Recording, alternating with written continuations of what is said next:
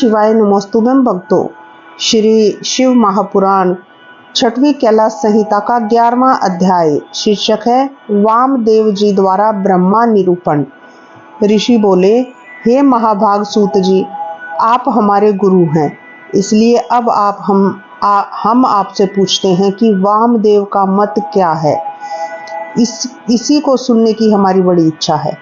तब उनके यह वचन सुनकर महादेव जी को और त्रिलोक जननी को भक्ति पूर्वक नमस्कार करके सूत जी इस प्रकार बोले, मुनियों, आपका मंगल हो, आप सर्वदा सुखी रहें, क्योंकि आप सबकी मति सर्वदा शिव भक्ति में तत्पर है।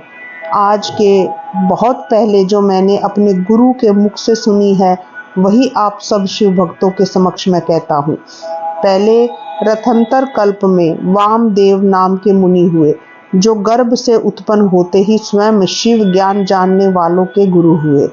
उन्होंने एक समय मेरु के दक्षिण कुमार शिखर पर जाकर स्कंद जी से भेंट किया और मुनि वृंदों से सेवित भगवान शिव जी के पुत्र स्कंद कुमार को देखकर उन मुनीश्वर ने परम भक्ति से उनकी पूजा की।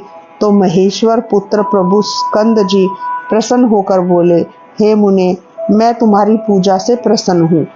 तुमने जो यह प्रेम भक्ति से मेरी स्तुति की है, उसके लिए मैं तुम्हारा क्या प्रिय करूं।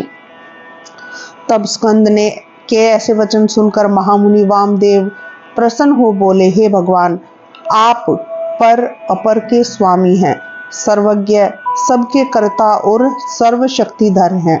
हे महाभाग, अब मैं आपसे जो पूछता हूँ, आप उसे क्षमा कीजिएगा, क्योंकि मेरा यह अतिक्रम है। प्रणव के साक्षात परमेश्वर वाचक ही वही देव पशुपति वाच्य हैं, जो कि पशुओं के पाप मोचक हैं। यदि शिवजी को प्रणव के द्वारा बुलाया जाता है, तो वे क्षण मात्र में ही पाप दूर कर देते हैं। इस प्रकार प्रणवोपासना ही तो पाप मोचक हुई है और प्रणव की ही वाचकता सिद्ध हुई। ओंकार ही तो सर्व स्वरूप है और ब्रह्म स्वरूप है। हे सेनापते, हमारे विचार से जगत की स्थिति में शिव के सिवाय कोई दूसरा नहीं है।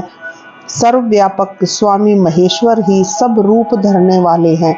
हमने सुना है कि समष्टि और व्यष्टि के भाव से यह सब प्रणवार्थ ही है।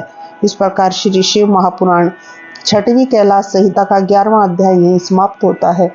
श्री शिवाय नमोस्तुभ्यं भक्तों।